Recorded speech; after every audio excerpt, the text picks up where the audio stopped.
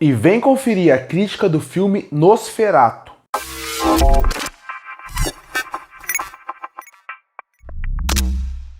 E está chegando nos cinemas agora, em 2024, o filme Nosferatu. E com a chegada desse filme, eu resolvi revisitar o clássico filme Nosferatu de 1922 para poder trazer crítica aqui no canal para preparar para essa remake que vai ter dirigido pelo Robert Eggers. E bom, o filme de 1922, ele é um clássico do cinema.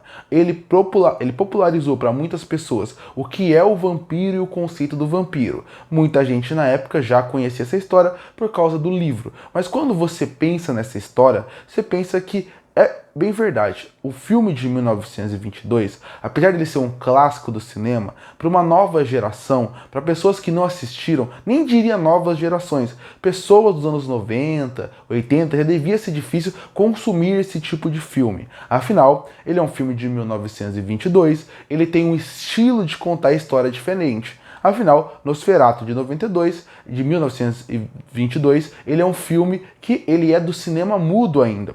Para muitas pessoas hoje em dia, nunca tiveram contato com o cinema mudo. Eu já tinha assistido esse filme, afinal eu gosto muito de cinema e gosto de assistir filmes mais antigos para poder estudar onde veio a origem do cinema em vários pontos. E rever esse filme foi uma boa experiência. Eu gosto muito dele, eu acho um filme excelente e eu acho que ele consegue trazer o melhor que o cinema mudo conseguia trazer na época em relação à direção, trilha sonora e como trabalha toda a ambientação daquele universo.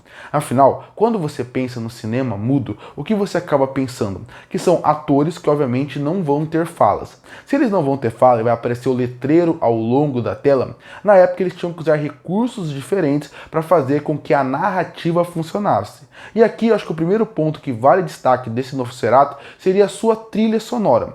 A trilha sonora desse filme, ele consegue perfeitamente construir uma excelente ambientação que o filme precisava. Desde uma parte mais lúdica, engraçada e divertida, quando a gente vê os personagens na parte mais humana, até chegar no castelo. Quando chega no castelo, a trilha muda completamente, vira algo mais sombrio, vira algo mais dark, e a partir daí, quando a gente acaba vendo isso, a gente vê como essa modificação acaba sim dizendo tudo que o filme precisava. Porque, de novo, hoje em dia, a trilha sonora, principalmente em filmes de terror, muitos diretores usam para poder levar o espectador a ter sentimentos que talvez o roteiro não consiga ter.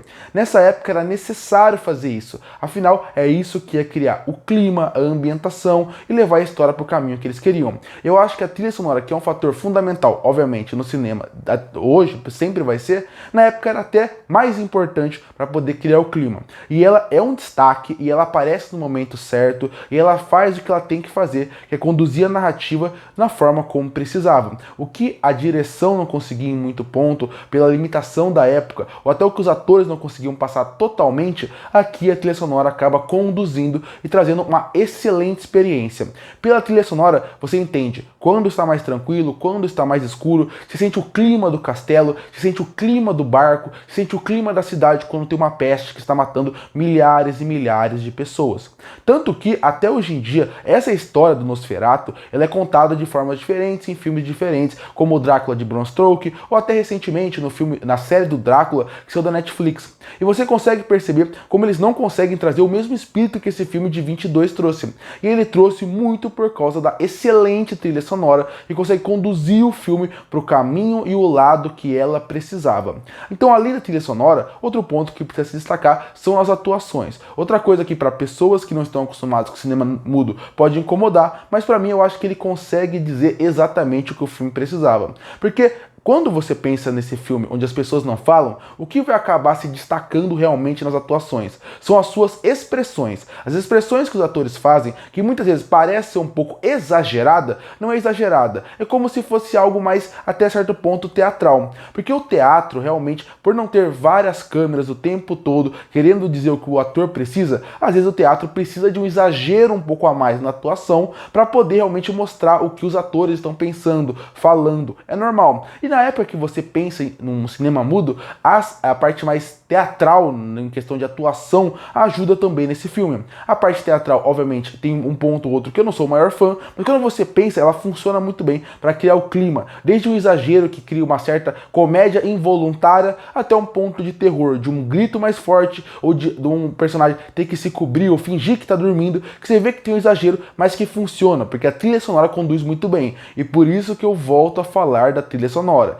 Se a trilha sonora não funciona ou não traz o clima que a cena precisa naquele momento num cinema mudo, você acaba percebendo sim que não iria funcionar. A trilha sonora indica que o filme tem que ser nesse ponto, todo filme tem isso, mas nesse ponto do cinema mudo você vê como é mais forte esse ponto. As atuações agradam, principalmente na parte do Drácula. Você consegue perceber como o Vlad acaba realmente tendo um destaque no filme na sua vestimenta, na parte dos olhos e como a câmera brinca muito com isso. De novo, limitações técnicas na época também precisam desse destaque, como câmeras muito abertas ou momentos de planos muito abertos para realmente ter que mostrar o que alguns planos fechados não conseguiam mostrar. E, inclusive, as atuações são muito boas, a trilha sonora é muito boa e um outro destaque que vale falar é da maquiagem. A maquiagem principalmente envolvendo, obviamente, o Nosferatu. Quando você pensa naquela figura, ela virou icônica do cinema. No momento que ele entra na sala, no momento onde você vê a escuridão da cena, para ele poder aparecer, o azul, o escuro da época acaba ajudando, mas eu queria destacar muito a maquiagem que faz ali. Desde a parte do vestimento, que do filme como um todo é um figurino que vale destaque, o do Nosferatu também vale. Ele não é marcante simplesmente por causa da cena que era um grande terror para a época, mas também porque o cabelo, os dentes, as unhas e também a roupa realmente cria toda uma ideia, um conceito muito bom de vampiro que você vê hoje em dia.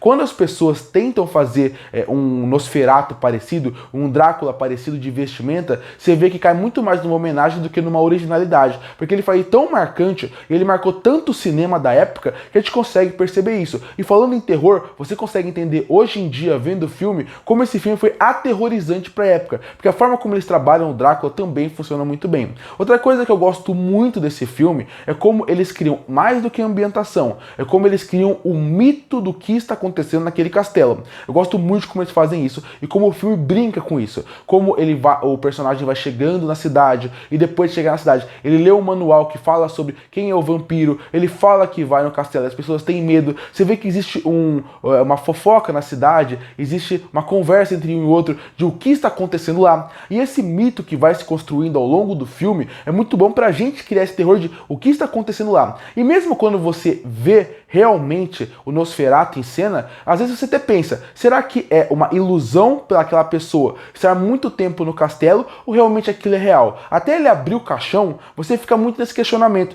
e o filme consegue construir bem esse mistério até aquele ponto. Óbvio, por esse filme ser clássico, pelas cenas serem repetidas muitas vezes, por ele ser clássico, a surpresa não existe mais. Mas se coloca como uma pessoa da época que estava vendo o filme, eles conseguem construir essa ambientação. Óbvio, como eu falei, pelo filme ter essa parte de ter que ser um cinema mudo, aparecer muitos letreiros entre uma fala e outra, obviamente ele acaba quebrando o ritmo do filme. Você entende pela limitação, você entende pela época, mas óbvio, pra mim hoje em dia assistindo, ele acaba envelhecendo um pouco mal nesse ponto. Não tem o que fazer, é um filme da época, tem que colocar isso em consideração, mas ele acaba quebrando o filme em vários momentos. Quando aparece uma fala que não era tão necessária aparecer, só como uma pontuação ou um texto inteiro que aparece pra ler, ele acaba quebrando. É algo da época, não tem o que fazer, eu sei disso, mas incomoda. Como as atuações, eu falei, gosto muito, mas em alguns momentos ela incomoda. No fim, Nosferatu é um filme que ele não virou um clássico à toa. Ele virou um clássico porque ele sabe trabalhar perfeitamente o que hoje em dia as pessoas não sabem. Um personagem tão interessante. O universo dos vampiros, como ele é criado, como ele é construído, como ele é desenvolvido, é fantástico nesse filme. Ele não virou um clássico à toa, e pelo que você vê no filme, até hoje ele continua sendo um grande filme. Até o ritmo dele é muito interessante. Você pensar que é um filme de 1922, ele tem um ritmo até acelerado e que continua funcionando hoje em dia. É um filme que reassisti hoje em dia, depois de muito tempo que eu não via ele,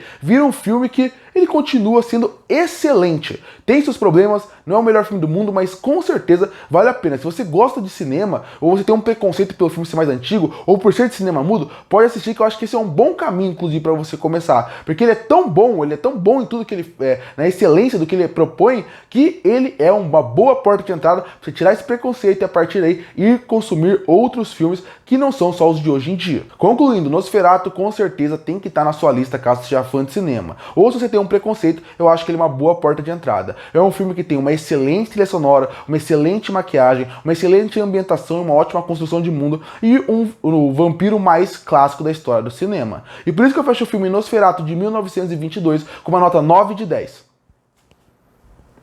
Curte para fortalecer o canal, se inscreve para não perder os próximos vídeos. E aí, o que acha do filme Nosferatu? Você gosta ou não? Comenta aqui embaixo. Eu volto no próximo vídeo.